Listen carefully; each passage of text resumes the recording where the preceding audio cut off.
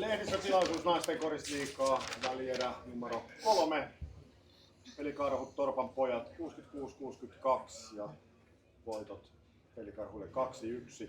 Aloitetaan vierasjoukkueen pelaajasta. Mantalin Aki, mietteitä ottelusta. No ainakin tässä, tässä meidän kolmannessa pelissä niin me aloitettiin semi hyvin ja vaikutti siltä, että eka puolisko meni jollain tapaa meidän suuntaan, mutta sitten tuossa toisella puoliskolla, etenkin tuossa neljänneserässä, niin sitten Pekka sai muutamia kovia semmoisia koriputkia siinä ja ei saatu sitten enää niitä kiinni. Kiitos. Lauren Heard. Yes. How's it going? Good. About the game. Yes. Obviously, today's emphasis, or each game, has been like super tough, and so we know that today will be no different.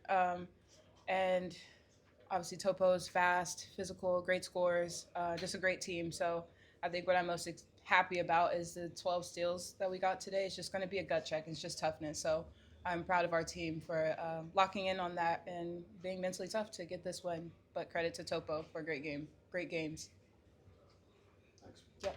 Lassi, pelaaja. Ei, olkaa hyvä pelaaja. Good. Okay, Thank okay. you. Thanks.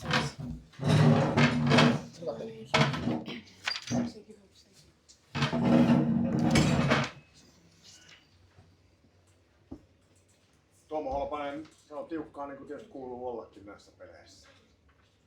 Joo, näin se on, että nyt on ollut 3 tällaista peliä, mitkä olisi varmaan voinut pomppia kenelle tahansa, että nyt se pomppi tänään Pelikarhuille.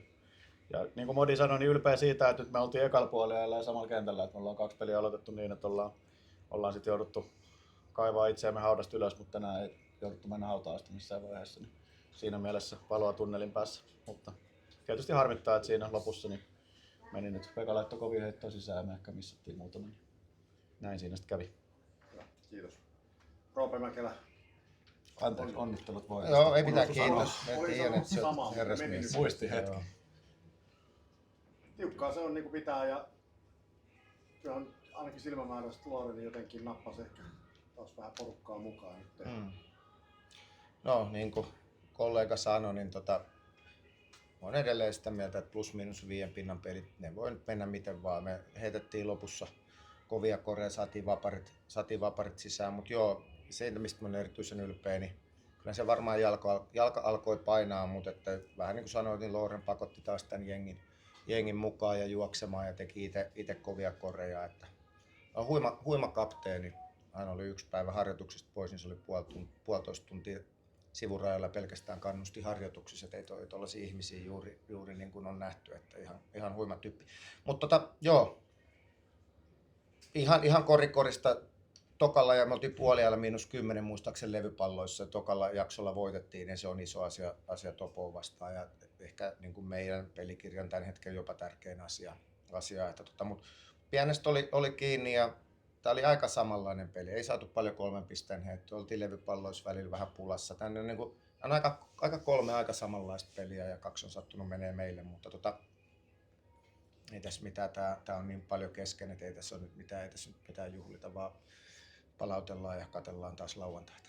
Hyvä. Huomaatte, että olette talven ollut lehdistötilaisuuksissa, tulee tyhjentäviä vastauksia Lassilla. Juuri näin. Kiitoksia. Okei, kiitos, hyvää reissua.